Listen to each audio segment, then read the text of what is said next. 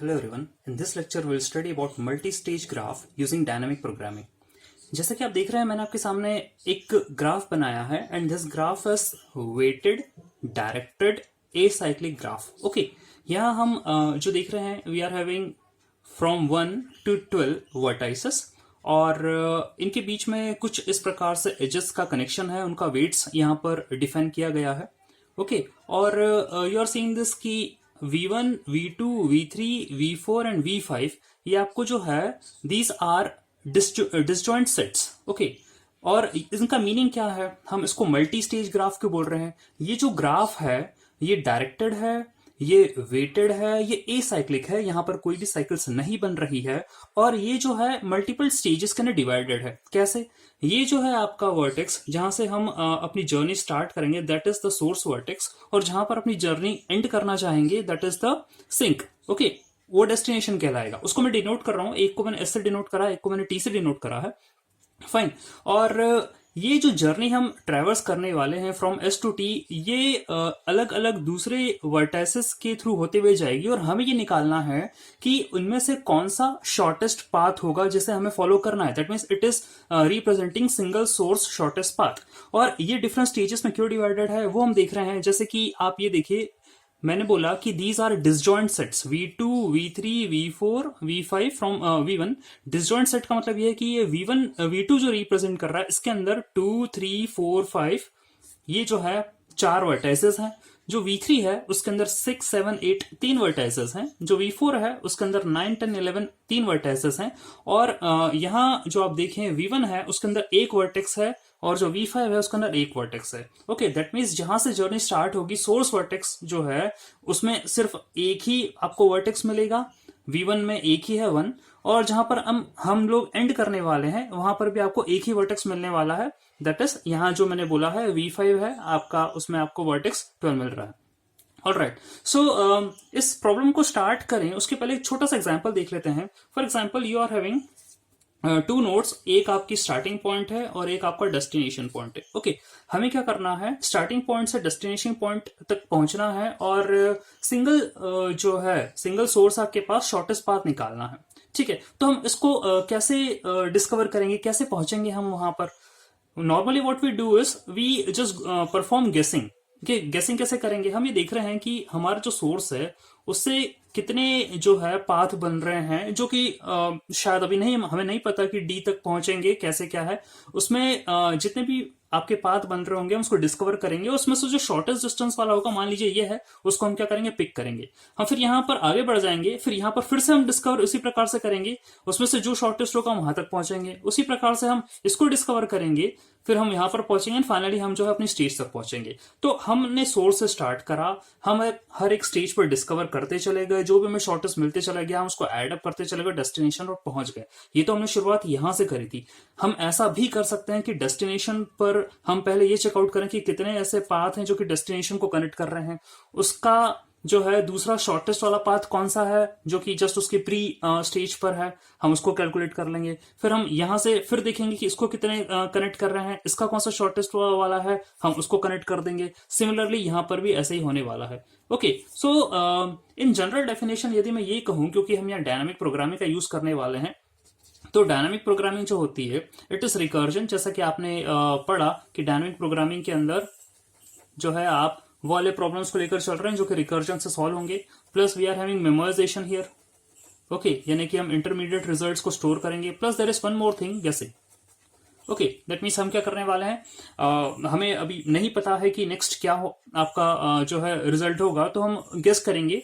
Okay, और we will apply some method to reach out that particular vertex. Okay, और वही हम follow करते जाएंगे और फाइनली जो है अपने रिजल्ट तक पहुंचेंगे. ओके, तो उसी तरीके से डायनामिक प्रोग्रामिंग के अंदर भी यही हो रहा है. मैं फिर से वापस अपने जो है टॉपिक पर आता हूं. Here we are having multi stage graphs, you are having 12 vertices और ये डिफरेंट स्टेजेस के अंदर डिवाइडेड है. कौन कौन से स्टेजेस है मैंने यहाँ पर आपको मेंशन कर दी है.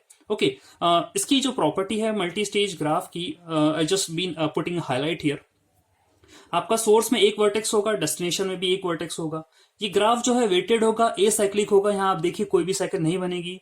ओके, और ये जो ग्राफ है ये कई स्टेजेस के अंदर डिवाइड होगा, और जो स्टेज होगी that means it should be compressing of K is greater than equal to disjoint sets. इतने सेट्स होना चाहिए, इतने पार्टीशन होना चाहिए, तभी जाके हम उसको क्या बोलेंगे, मल्टी स्टेज ग्राफ बोलेंगे। ओके, एक और इंपॉर्टेंट बात वो ये है कि यदि आपका किसी स्टेज के वर्टेक्स का जो ये वर्टेक्स है, इसको हम नोड भी बोलते हैं, वर्टेक्स बोलते हैं, इससे कनेक्ट करने वाली जो एज है वो जो होगी वो दूसरे डिसजॉइंट सेट के वर्टेक्स को कनेक्ट कर रही होगी। यानी कि मतलब क्या हुआ, V1 में आप देखें तो यहां पर इसका वर्टेक्स है 1, V2 में देखें तो उसका वर्टेक्स है 2, यानी कि V1 V2 दोनों अलग अलग सेट हैं, और जो एज बन रही है फ्रॉम 1 to 2 वो क्या कर रही है, एक डिसजॉइंट सेट को दूसरे डिसजॉइंट सेट से कनेक्ट कर रही है। तो ये इसकी प्रॉपर्टी है। ओके, इफ एज से कि UV जो है वो एज है, तो हम बोलेंगे कि U जो है वो VI को बिलोंग कर रहा है, और V जो है वो VI+1 को बिलोंग करेगा। That's a property. Alright, so let's study some of the properties of the multi-stage graph. See, it's a directed graph. Yes, it is partitioned into K greater than equal to 2 disjoint set. Okay.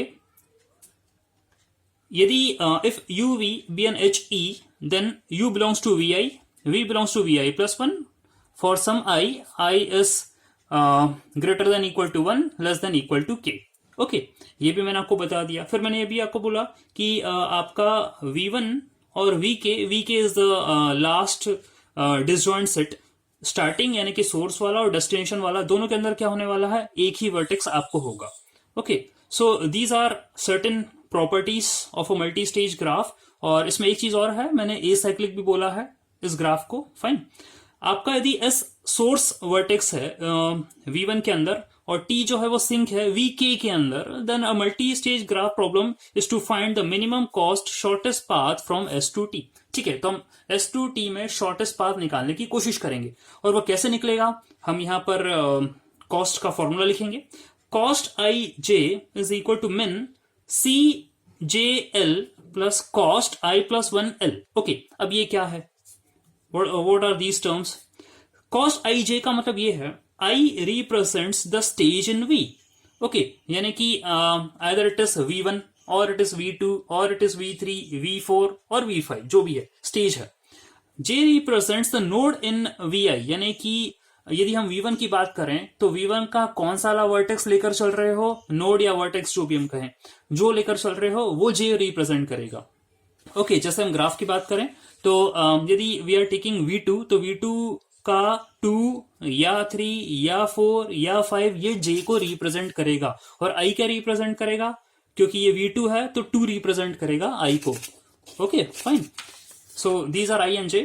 Then what is next, आपका next है L। L क्या होगा, L belongs to VI+1, यानी L जो है ये वो वाला वर्टेक्स या नोड है जो कि नेक्स्ट वाले डिसजॉइंट सेट VI+1 को बिलोंग करेगा। यानी आप यदि VI पर हैं तो VI+1 वाला जो नोड है या वर्टेक्स है उसको L बिलोंग करेगा।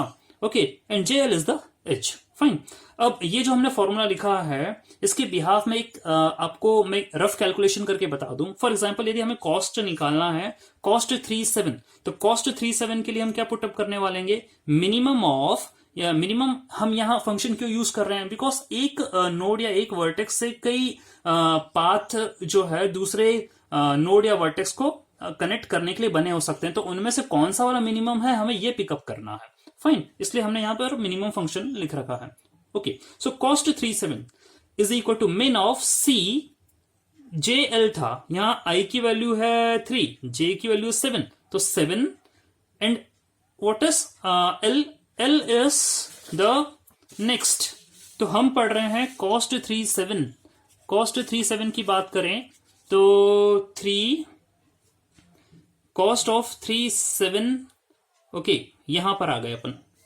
3 क्यों, क्योंकि इस स्टेज का V3 वाला स्टेज का। 7 क्यों, क्योंकि उसका वर्टेक्स जो है वो 7 है। तो cost of 37 is equal to min of C7 means CJL। L means जो नेक्स्ट वाला इसकी कनेक्टिविटी होगी, तो 7 की नेक्स्ट कनेक्टिविटी है 9 पर भी और 7 की नेक्स्ट कनेक्टिविटी है वो 10 पर भी। तो यहाँ एल की वैल्यू एक जगह 9 होगी, एक जगह 10 होगी। फाइन, तो हमने क्या लिखा है, C79 plus cost of 4 9। Cost of 4 9 का मतलब क्या है, फॉर्मूला क्या था, कॉस्ट ऑफ i प्लस 1। आई की वैल्यू आपकी कितनी है 3, तो हम क्या कर देंगे प्लस 1, अब हो जाएगी 4। और what is L, L S 9 here. Okay, तो 9 आपने यहां पर ले लिया है। तो यहां पर जो भी कोई कॉस्ट इसकी कैलकुलेटेड आ रही होगी वो हम क्या करेंगे, वहां पर अपने फॉर्मूले के अंदर पुटअप कर देंगे। ये भी मैं आपको बताऊंगा कैसे कैलकुलेट करना है। ठीक है, तो इस तरीके से ये हमने क्या करा है, 7 की कनेक्टिविटी 9 से थी तो उसका लिख दिया, 7 की कनेक्टिविटी 10 से थी इसलिए उसका लिख दिया। फिर क्या करा है, main of C79, that means C79। आप देखिए यहां पर 7 से 9 के बीच का जो डिस्टेंस आपने लेंथ लिखी है 4, और देन आपने cost of next what is 4 9 जो है, दैट मीन्स ये वाली कॉस्ट आपको लिखना पड़ेगी, ये भी 4 है। ओके, तो 4 प्लस 4। फाइन, अब हम 10 को लेकर चलें तो ये रहा, उसकी है 3, यानी कि C710 is 3। Okay, and cost of 410 cost कितनी है, वो है 2, तो 3 प्लस 2। ओके, इस तरीके से हमने लिखा है यहां पर। So it's coming to be 8 5, इसमें मिनिमम कौन सा है 5 है, तो आपको कॉस्ट ऑफ 37 क्या मिल गई, 5 मिल गई है। ओके, तो इस तरीके से हम जो है इंटरप्रेट करेंगे इसको, और वी जस्ट सॉल्व। फाइन, हम जो यहां पर अप्रोच यूज करने वाले हैं that is called as a forward approach. ये जो प्रॉब्लम है ये फॉरवर्ड अप्रोच बैकवर्ड अप्रोच दोनों अप्रोचेस से सॉल्व हो सकता है। हम यहाँ फॉरवर्ड अप्रोच पढ़ेंगे, लेकिन फॉरवर्ड अप्रोच में क्या होने वाला है, हम बैकवर्ड मूव करेंगे। देखिए इसमें वाइस वर्सा है, फॉरवर्ड अप्रोच में हम बैकवर्ड मूव करेंगे, यानी कि मैं क्या बोलना चाह रहा हूं, व्हाट आई एम सेइंग कि हम यहां से अपना कैलकुलेशन करते हुए चालू करेंगे। ठीक है, फ्रॉम सिंक टू सोर्स अपने कैलकुलेशंस करेंगे। तो फॉरवर्ड अप्रोच में सिंक टू सोर्स कैलकुलेशन होगा, बैकवर्ड अप्रोच में इसका उल्टा होगा, वो हम अगले सेगमेंट में पढ़ेंगे। So we are applying forward approach here, but we will move in a backward direction from sink to source. Okay, तो हम यदि कॉस्ट निकालें, हर एक वर्टेक्स से हमें कॉस्ट निकालना है, तो यदि मैं इसकी बात करूं, what is the cost of this. अब ये तो किसी से कनेक्टेड है ही नहीं इधर आगे। ओके, यहां पर ये तो टर्मिनेशन सिंक है, तो उसकी कॉस्ट क्या होने वाली, कॉस्ट ऑफ 5 12, यानी स्टेज 5 का 12th वाला वर्टेक्स, इसकी कॉस्ट क्या है 0। That's it. हम अगली स्टेज पर आ जाते हैं, हम स्टेज नंबर 4 पर आ गए। ओके, इस स्टेज पर, इस स्टेज में हम हर एक नोड की कॉस्ट यहां पर निकालने वाले हैं। तो कॉस्ट ऑफ 4 9 वो हमको निकालना है, that is equal to min of C9 12। देखिए अगेन वो formula, J and L, L means 9 से कनेक्ट करने वाला कौन सा वाला वर्टेक्स है अगले स्टेज का, वो है 12। ठीक है, कनेक्टिविटी तो मैंने लिख दिया 12 plus what's happening, plus cost of 5 12, ये मैंने फॉर्मूला बताया था आपको। ठीक है, यानी ये जो आ गया आपका वर्टेक्स, अब इसका जिस लेवल पर है उसकी कॉस्ट मेंशन करेंगे यहां पर। फाइन, अब ये जो है C9 12, इसकी वैल्यू जो है आपको यहां पर ऑलरेडी दे रखी है, दैट इज 4। ओके, तो हम क्या कर देंगे, यहां पर 4 मेंशन कर देंगे, 4 एंड प्लस इसकी कॉस्ट कितनी है 0 है, तो मेन ऑफ 4, दैट मीन्स यहां कोई कंपैरिजन हो नहीं रहा, एक ही है, तो you are getting it as 4। ठीक है, अब आप यहां ध्यान दीजिए, डायनामिक प्रोग्रामिंग लग रही है यहाँ, क्यों लग रही है, और डायनामिक प्रोग्रामिंग इसलिए लग रही है कि कॉस्ट ऑफ 5 12 हम ऑलरेडी कैलकुलेट कर चुके हैं, हम इसको यहाँ करेंगे, क्या करेंगे, डायरेक्टली यूज करने वालेंगे। यानी कि ये जो आप कॉस्ट कैलकुलेट कर रखे हैं, ये मेमोराइजेशन, ओके, दैट मीन्स ये आप इस रिजल्ट को अगली वाली स्टेजेस के कॉस्ट के कैलकुलेशन के अंदर डायरेक्टली यूज करेंगे, इसको बार बार कैलकुलेट करने की जरूरत नहीं है। तो यहीं पर ही डायनामिक प्रोग्रामिंग का कॉन्सेप्ट मेमोराइजेशन लग रहा है। ओके फाइन, तो यहां पर मिनिमम कितना आ गया 4। नाउ यहां पर मैं एक पैरामीटर और इंक्लूड करने वाला हूं, that is D. Okay, D ये बता रहा है कि आप what I am putting here is D49। ठीक है, D49 ये बता रहा है ओके कि स्टेज 4 का 9th वाला वर्टेक्स किस प्रीवियस वाली स्टेज के वर्टेक्स से नियरेस्ट है, यानी उसका किससे बिल्कुल शॉर्टेस्ट पाथ जो है वो आ रहा है। तो 4 स्टेज का 9th वाले वर्टेक्स का जो प्रीवियसली शॉर्टेस्ट वाला वर्टेक्स आ रहा है वो है 12, तो मैंने क्या लिख रखा है D49 इक्वल टू 12। फाइन, इसी तरीके से हम कॉस्ट ऑफ 410, कॉस्ट ऑफ 411 ये हम कैलकुलेट करेंगे। कॉस्ट ऑफ 512 हर जगह आ रही है क्योंकि जो है इनकी कनेक्टिविटी आप देख लीजिए, सबकी सिंगल ही है। किसके साथ? 9 की भी 12 के साथ है, 10 की भी 12 के साथ है, 11 की भी 12 के साथ है, सबकी एक ही कनेक्टिविटी है, 12 के साथ है। ओके, तो हर जगह सिमिलर कॉस्ट आ रही है। और ये जो है इनकी लेंथ आपस में 9 की 12 के साथ, 10 की 12 के साथ, 11 की 12 के साथ जो वेट दे रखे हैं वो हम यहाँ एक एक करके मेंशन करके पूरे कैलकुलेशन कर रहे हैं। और यहाँ हर जगह जो डी की वैल्यू है वो 12 आ रही है। तो ये कैलकुलेशन आपका कंप्लीट हुआ इस स्टेज का। अब हम क्या करते हैं, स्टेज नंबर 3 पर आ जाते हैं। ओके, स्टेज नंबर 3 पर हम फिर क्या करेंगे, एक एक वर्टेक्स को फिर से लेंगे। So if you just take a vertex cost 36, so again min of C696, okay, that means J है तो JL, L यानी कि 6 का किस वाले वर्टेक्स से कनेक्शन, मैं फिर बता देता हूं, 6 का कनेक्शन किससे, 9 से, 6 का कनेक्शन किससे, 10 से। ओके, तो 9 और 10 दोनों के लिए कैलकुलेशन होने वाला है यहाँ पे। तो C69 plus cost of what is the cost, ये जो है cost is cost of i plus 1, i की वैल्यू कितनी है 3, तो 3 प्लस 1 इज 4 एंड l कितना है 9, कॉस्ट ऑफ 4 9। अब ध्यान दीजिए 4 9 हम ऑलरेडी कॉस्ट क्या कर चुके हैं, कैलकुलेट कर चुके हैं। अगेन यहाँ पर क्या होने वाला है, मेमोराइजेशन लगने वाला है। ठीक है, तो C69 आप पुटअप करोगे, यहाँ पर वैल्यू इसकी, सिमिलरली C610 की वैल्यू पुटअप करोगे। ठीक है, यहाँ कॉस्ट ऑफ 4 9 है, यहाँ पर कॉस्ट ऑफ 4 10 है, क्योंकि ये अलग अलग कैलकुलेशन हैं, एक 9 के लिए कैलकुलेशन है, एक 10 के लिए कैलकुलेशन है। इस तरीके से आप यहाँ कैलकुलेट करते हुए मिनिमम वैल्यू निकाल रहे हो, वो आ रही है 7। अब जिसके लिए मिनिमम वैल्यू आ रही है, डेफिनेटली ये जो है आपका वर्टेक्स 6, स्टेज 3 का वर्टेक्स नंबर 6, जैसे आपकी मिनिमम वैल्यू 7 आ रही है। 7 किसके कारण आ रही है, इसके कारण आ रही है। ओके, इसके कारण आ रही है, इसका मतलब ये है कि जो आपका वर्टेक्स 6 है वो नियरेस्ट है किसके, of the vertex 10 of the previous stage. ठीक है, तो अभी हमने यहां पर क्या लिखा है, D36 is equal to 10। Okay, ये बता रहा है कि जो आपका स्टेज 3 है उसका वर्टेक्स 6 है, उसका जो प्रीवियस वाली स्टेज देखें उसमें सबसे नियरेस्ट इसका कौन सा वाला वर्टेक्स है, 10 है। ठीक है, that's why we are return D36 equal to 10। उसी तरीके से हम cost of 37, cost of 38 calculate करेंगे। उनकी D37 की वैल्यू ये भी 10 आ रही है, D38 की वैल्यू ये भी 10 आ रही है। ओके, इस तरीके से हम जो है अपने कैलकुलेशंस करके रखेंगे। तो ये वाली स्टेज भी कंप्लीट हुई। Then we go for the stage, okay, stage number 2। यहां पर हम आते हैं, सिमिलर कैलकुलेशंस हम यहां पर भी करने वाले हैं। कॉस्ट ऑफ 2 यानी कि 2 की जो वर्टेक्स है, सेकेंड स्टेज का वर्टेक्स नंबर 2, जैसे कि मैं आपको फिर से बता दूं, सेकेंड स्टेज का वर्टेक्स नंबर 2, इसकी कनेक्टिविटी किस किस से है, इससे है, 6 से है, 7 से है, 8 से है, एंड तीनों से क्या है इसकी कनेक्टिविटी है। तो तीनों के लिए हम क्या करेंगे, लेंथ या कॉस्ट कैलकुलेट करेंगे। तो कॉस्ट 2 min C26 27 28 तीनों के लिए करेंगे, एंड कॉस्ट ये कितनी हो जाएगी, कॉस्ट i प्लस 1 यानी 2 प्लस 1 3, 6 L। ठीक है, L की वैल्यू क्या है, 6 है। इसी तरीके से यहाँ 7 है और उसी तरीके से यहाँ 8 है। यहाँ क्योंकि आपके पास 3 एजेस हैं तो मिनिमम 3 के बीच में कंपैरिजन होने वाला है, we are getting it as 7। और यहाँ हम D जो पैरामीटर है उसकी वैल्यू भी कैलकुलेट कर रहे हैं, यानी 2 से जो नियरेस्ट है प्रीवियस स्टेज वाला, वो कौन सा वर्टेक्स आ गया है, वो है 7। क्यों, क्योंकि आप यहाँ देखें इसका जो है कॉस्ट 7 वो मिनिमम आ रहा है। ठीक है, तो उसका प्रीवियस स्टेज वाला 7 मिनिमम है। उसी तरीके से 2 3 2 4 2 5 इन सब के लिए क्या करना है, हमें कैलकुलेशन करना है और D की वैल्यू यहाँ पर जो है निकालनी है। ठीक है, तो इस तरीके से आपका सेकंड का भी कैलकुलेशन हो गया स्टेज का। Now will go for the stage 1 calculation. Stage 1 calculation में आप देखें कॉस्ट ऑफ 1 1 यदि हमें निकालनी है, ओके, तो 1 2 से भी कनेक्टेड है, 3 से भी कनेक्टेड है, 4 से भी कनेक्टेड है, 5 से भी कनेक्टेड है, इन सभी से कनेक्टेड है।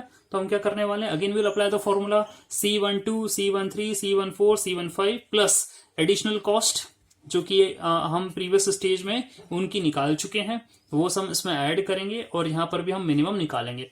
सो here you are getting minimum 16 16 21 17, दो मिनिमम वैल्यूज यहाँ आ रही है, उसमें से हम एक पिकअप कर लेते हैं। ठीक है, 16, और हम बोल देते हैं कि वो जो है आपकी फ्रॉम यहाँ D11 that means it's coming to be 2, यानी कि जो 1 वाला वर्टेक्स है वो मिनिमम यदि इसके साथ जो है कनेक्ट हो रहा है प्रीवियस स्टेज के 2 के साथ, तभी जाके उसकी वैल्यू जो है 16 आ रही है, ये हमने बोल दिया यहाँ। ओके, फाइनली तो इस तरीके से हम क्या कर रहे हैं, सिंक से चले सोर्स तक के हमने सारे कॉस्ट, हर एक वर्टेक्स के कॉस्ट जो है वो कैलकुलेट कर लिए हैं, और ये भी पता कर लिया है कि उनमें से मिनिमम किस किस जो है पाथ को यदि हम कवर कर रहे हैं तो आ रहा है। ठीक है, तो we just go for the final calculation here. हम यहां पर देखें, if you just write down the path 1, V2, V3, V4 and 12, ये सोर्स है, ये सिंक है, और ये बीच में जो है इंटरमीडिएट सेट्स हैं जिसके अंदर कई वर्टाइसेस हैं। फाइन, हमने हमारी जर्नी जो है वो चालू करी V1 इक्वल टू 1 से। V1 इक्वल टू 1 से चालू करा, फिर हमने ये देखा कि V1 में उसके बाद ये पता करा कि ऐसा कौन सा वर्टेक्स उसकी प्रीवियस स्टेज वाला था जो कि उसके नियरेस्ट था, तो वो हमने निकाला था D11 जो उसकी वैल्यू 2 थी। जस्ट अभी यहां पर ही देख लीजिए, आपने कभी कैलकुलेट करा है, इसकी वैल्यू क्या थी, 2 थी। तो हमने क्या कर लिया, यहां पर V2 का सेकंड वाला जो वर्टेक्स है उसको मार्क कर लिया। ठीक है, now we go for the V3। अब V3 में हम गए, V3 में हम ये देखें हमको वाला वर्टेक्स मिल गया 2। ठीक है, तो 1 से हम 2 पर आ गए। ठीक है, 2 के बाद अब 2 से हम वापस से कैलकुलेशन जो हम कर चुके हैं परफॉर्म, देखें वर्टेक्स 2 जो है आपका, उसमें आपको मिनिमम कौन सा मिल रहा था, ये वाला मिल रहा था। ठीक है, हमने बोला था 2 से जो नियरेस्ट है वो कौन सा वाला है, वो है 7। ठीक है, तो हम क्या कर रहे हैं, यहाँ पर 7 को मार्क कर रहे हैं। तो 2 से हमें कहा जाना है, 7 जाना है। अगेन अब हम कहा आ गए, V3 स्टेज पर आ गए। ओके, V3 स्टेज ही है आपका 7 वाला। ठीक है, अब V4 स्टेज की यदि हम बात करें तो 7 है V3 स्टेज पर। यहां से अब आप फिर से आपने जो कैलकुलेशन करी थी इसकी, ओके, स्टेज 3 पर 7 वाला जो था उसकी कैलकुलेशन में आप ये देखिए, यहाँ मिनिमम कौन सा आ रहा था, 10। D37 it's coming to B 10। तो हम क्या करने वाले हैं, यहाँ पर just mark here as 10। V4 का जो है वो 10 मिल जाएगा आपको। तो 7 से हमें कहाँ जाना है, 10 से जाना है। And the last from 10 that's coming to be 12। तो आपको जो मिल जाएगा 10 से हमें कहाँ जाना है, 12 पर जाना है एट द लास्ट। ठीक है, ये भी हमने मार्क कर लिया था। ओके, कहाँ पर मार्क करा था, यहाँ पर देख लीजिए आप, ये 10 का जो है D410 it's coming to be 12, यहां मार्क करा था। फाइन, तो इस तरीके से जो है we can prepare the path like this. आपके सामने 1 से 2, okay, from 1 to 2 to 7 to 10 to 12, ये आपको जो है मिल गया शॉर्टेस्ट पाथ। और रिस्पेक्टिवली हम यदि इनकी कॉस्ट लिख दें, ये 9 है, ये 2 है, ये 3 है और ये 2 है, तो यदि हम इसको टोटल सम अप कर लें then it's coming to be 16। Okay, so this is how we calculate the shortest path using forward approach in multi-stage graph. Okay, so that's all for this lecture. Thanks.